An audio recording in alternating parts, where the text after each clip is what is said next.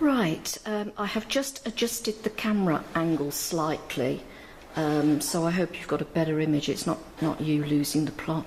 I'm going to go back to this window frame now. Same colour again.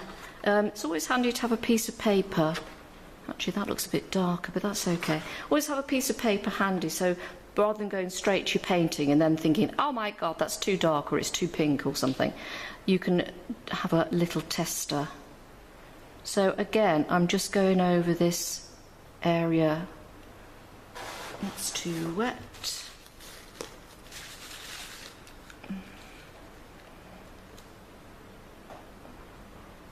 Which is in shadow.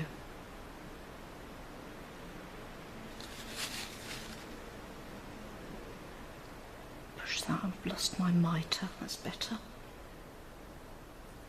I've gone back to that smaller brush, the number 6. You use what brush you're comfortable with. We all end up with our favourites. I like to try and make these sort of things, window frames, doors and things, fairly sharp, because it makes a difference. It looks better to the eye, so I'll probably come back to that and tweak it later on, because I've sort of gone over the line. I probably wouldn't have as many pencil lines visible, but for the reason of this exercise I've left them in pretty much.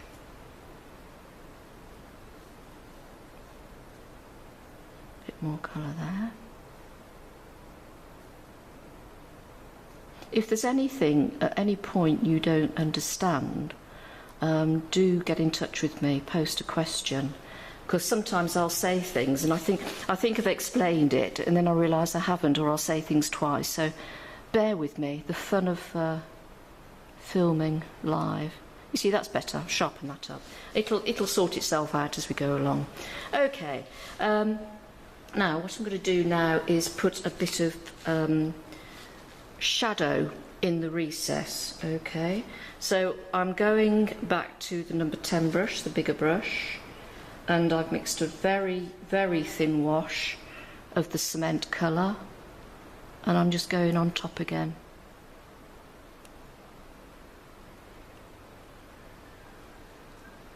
Same colour on top. Because there's no light getting in there.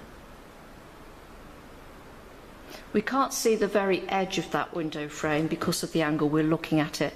Now, I'm going to actually use the same colour just to run down here. I know I said use the same colour on top of each other, but I'm going to make an exception here. So that is the side, the light's coming this way. See, already you're starting to get now a 3-dimensional quality. Again, this windowsill isn't getting much light. It probably has at that end, but not round there, certainly. So you can fade that out if you wish. Okay, and it will certainly be much darker under there, under the plant pot. Where it's right in corners, where the light can't get to, that's where it's going to be darker. Okie doke. Right, now I am going to put some shadows. This is the rendering, so I'm going to take that same grey colour and just very gently, the light's coming this way, so where that rendering has flaked off, what's left will cast a shadow, and it will only be, of course, on the right of the object casting the shadow. Again down there and under the windowsill.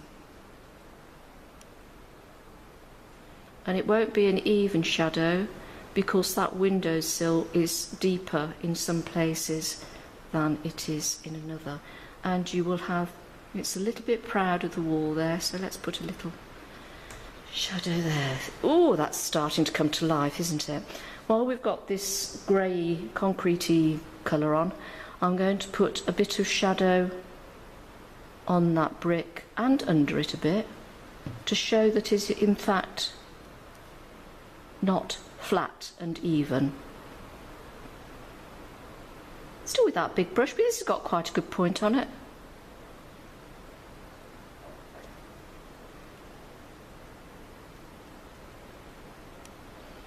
So just have a gentle play.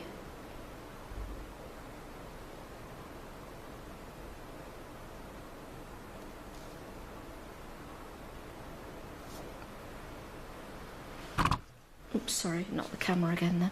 It's not you getting dizzy. Just wet the brush and soften that out. It just shows that it's not a smooth, flat surface. And a little bit under here.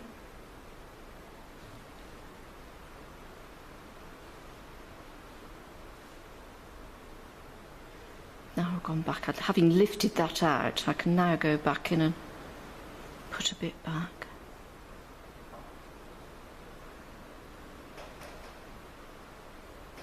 I don't have the skill to edit my films, certainly not with the audio. That's why sometimes you might think I'm talking a load of gibberish. I get halfway through and think, what did I say? That doesn't make sense. So you'll have to bear with me on that. Right, a bit of grey there, just a bit of the ochre gold colour. If there's anything you're not happy with, just get in there with a wet brush and swish it around a bit. And then if you're happy with it, leave it. If you're not, more water and dab it off. Great. Okay, with the, going back to the number 6, a finer brush, I am just going to go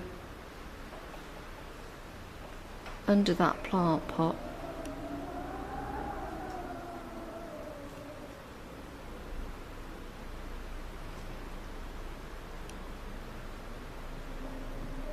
Quite dark, and in that corner, and in that corner, and before you panic and say, oh my god, rinse your brush, dab it off so it's not completely dry, and just pick that colour up, and with the water in your bristles,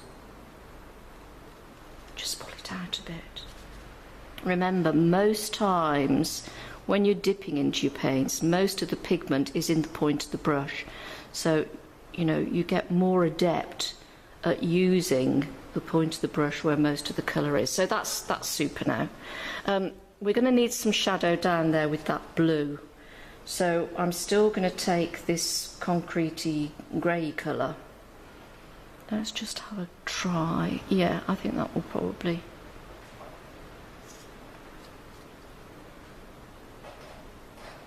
I might put the blue onto that again. It's not very blue, is it? Let's be honest. But that just gives that it's in shadow. And likewise along here, but some sun has got into that. In fact, what I might do is blue all over that window when that shadow's dried off. Okay, now I am going to just block in that plant pot a little bit. So I've got actually have a terracotta in my palette, but if you haven't, you can use a burnt sienna. And I'm not going all over, and I'm not going too dark, too dense. Of course, these pots, you know, they have lime scale, white patches, green, mossy, mouldy patches, all sorts. Let's have a bit of green while we're talking about it, and we'll just let it run in. Play about on the pot. Ooh. I don't want you running down my page, though. Thank you very much. The pot's fairly level on the top because of the angle we're looking at it. Just a little bit more intense pigment on the left. Of course, that's in the shadow. Remember we talked about colour values earlier. Okay, right, I'm going to let that dry because then I want to go back and get more blue on that window frame.